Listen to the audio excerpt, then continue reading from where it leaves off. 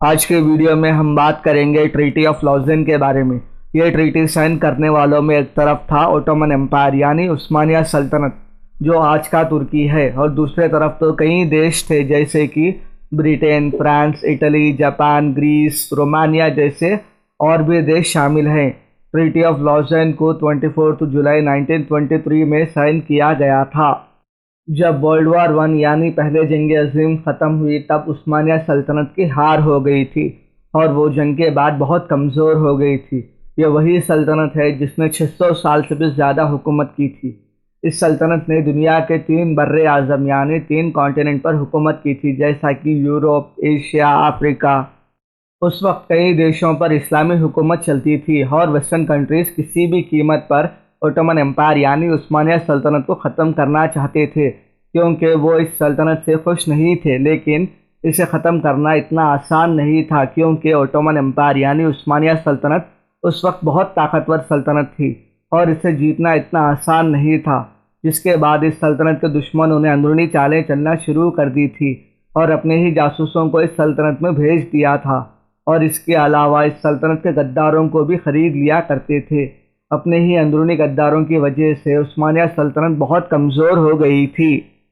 یہ اتنی بڑی سلطنت تھی کہ اسے ختم کرنے کے لیے 100 سال سے بھی زیادہ وقت لگ گیا تھا، اور ورلڈ وار ون یعنی پہلے جنگ عظیم کے بعد جب عثمانیہ سلطنت کی ہار ہو گئی تھی تب ان ویسٹرن کنٹریز کو یہ موقع بھی مل ہی گیا تھا، اور انہوں نے ٹریٹی آف لوزن کے ذریعے سے اس دنیا کی سب سے بڑی سلطنت کو پوری طرح ختم کر دیا تھا، اور جو بھی دیش اس وقت اس سلطنت میں آتے تھے وہ الگ ہو گئے تھے، اور ترکی ہی اکیلا بچ گیا تھا، جس کے سامنے یہ شرط رکھی کہ اگر ترکی اپنی سلامتی چاہتا ہے تو اسے وہی کرنا پڑے گا جو باقی کنٹریز چاہتے ہیں، کیونکہ ترکی اکیلا دیش بچا تھا اور اس وقت وہ بہت کمزور بھی تھا، تو اسے مجبوری میں باقی دیشوں کی بات ماننی پڑی تھی۔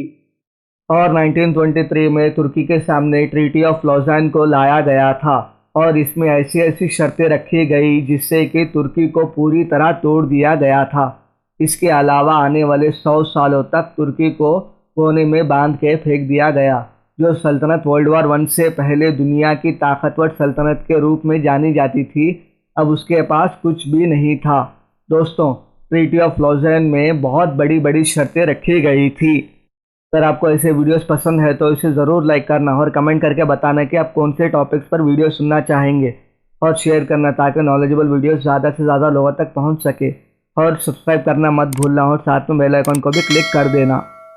جیسا کہ اس میں لکھا تھا کہ اوٹومن امپائر یعنی عثمانیہ سلطنت کو پوری طرح ختم کر دیا جائے، اور اس کے آخری سلطان کو بھی ایک ہی دن میں اپنے گھر والوں کے ساتھ دیش سے نکال دیا تھا، اور الگ الگ دیشوں میں بھیج دیا تھا تاکہ یہ بغاوت نہ کر دے اور اپنی سلطنت کو پھر سے حاصل کر کے شروع نہ کر دے۔ اور عثمانیہ سلطنت کے ختم ہوتے ہی خلافت بھی ختم ہو گئی تھی، جو ان کی فیملی میں 400 سالوں سے چلتی آ رہی تھی۔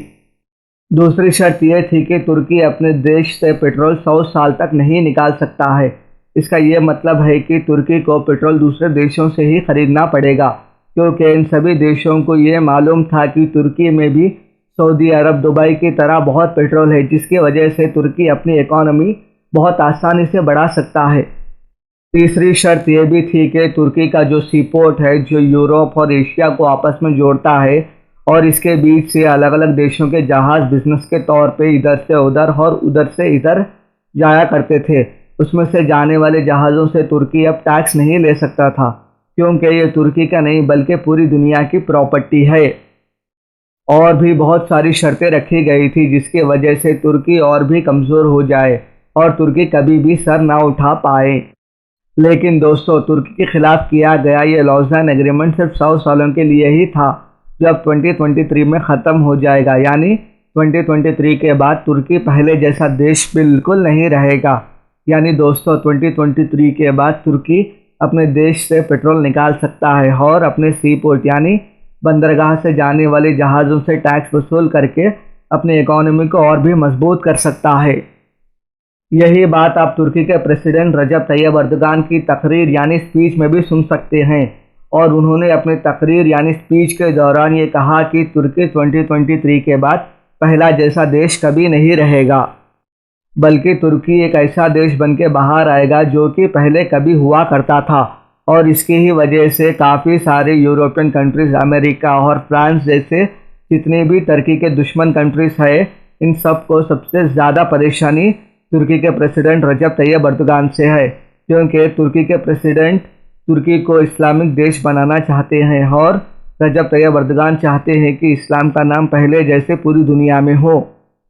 دوستوں، اب وقت بتائے گا کیا ترکی خلافت کو واپس لائے گا یا پھر سے سپر پاور بن کر پوری دنیا پر حکومت کرے گا۔